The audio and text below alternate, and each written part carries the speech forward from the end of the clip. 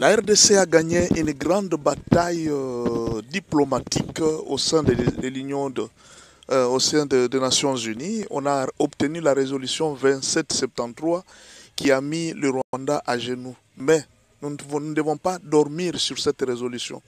C'est le moment de travailler encore sérieusement. Le président Félix Tshisekedi doit faire beaucoup de choses. Vous avez vu ce qui se passe en Ukraine? Ça doit nous donner une grande leçon de ce que les gens sont en train de penser de notre pays. Imaginez que le président Donald Trump est en train d'imposer au président ukrainien de lui remettre tous les minéraux qu'il a aujourd'hui pour payer la dette qu'ils avaient pour soutenir la guerre. Vous voyez un peu. Et alors, les Ukrainiens, mettez-vous un peu à la place des Ukrainiens. Quel est leur sort?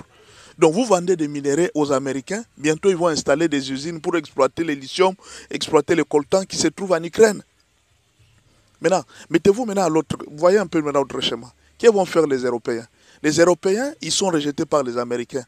Où est-ce qu'ils vont soutirer les minéraux et les matières premières? C'est en Afrique. Et eux, quand ils viennent en Afrique, ils ne viennent pas pour acheter.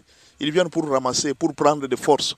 Et attendons-nous à plusieurs guerres en Afrique pour la recolonisation de l'Afrique. Et ça, nous devons nous préparer. Si nous sommes en train de jouer, en tout cas, on risque un jour de perdre ce pays. Pendant que je vous parle, ne croyez pas que les Rwandais et les Macron et autres sont en train de dormir. Ils sont en train de prendre un plan, peut-être pour proclamer la République du Kivu et couper une partie du pays, comme Zelensky vient de perdre le pays. On ne sait pas. Il vient de perdre une grande partie du pays. Ne dormons pas sur la résolution de l'ONU 2773 où nous disons nous avons la victoire diplomatique. Non.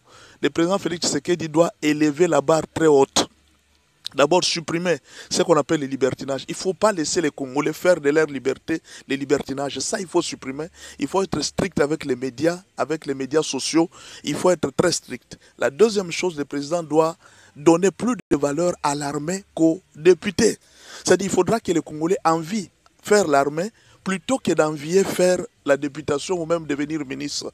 Il faut que l'armée aujourd'hui donne le goût parce que ce qui nous fait aujourd'hui, ce qui va faire la force de la RDC, c'est une armée forte.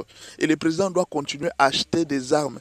S'il faudra même que le président négocie pour des minéraux, qu'il fasse même un troc, minéraux contre armes, il faudra qu'il le fasse. Minéraux contre formation des militaires, il faut que le président le fasse. Et troisièmement, le président doit penser au changement de la Constitution. Il ne faut pas lâcher ces combats-là. Il faut le faire. Il faudra que la République démocratique du Congo devienne un régime présidentiel. Il ne faudra pas que les députés aient un dessus sur le président ou même que le gouvernement ait un dessus sur le président. Il faut que le président de la RDC ait un dernier mot. Nous devons nous battre sur ce front-là. Diminuer un peu les libertinages. Il ne faudra pas laisser les religieux, tout le monde faire ce qu'il veut. Non, nous devons combattre les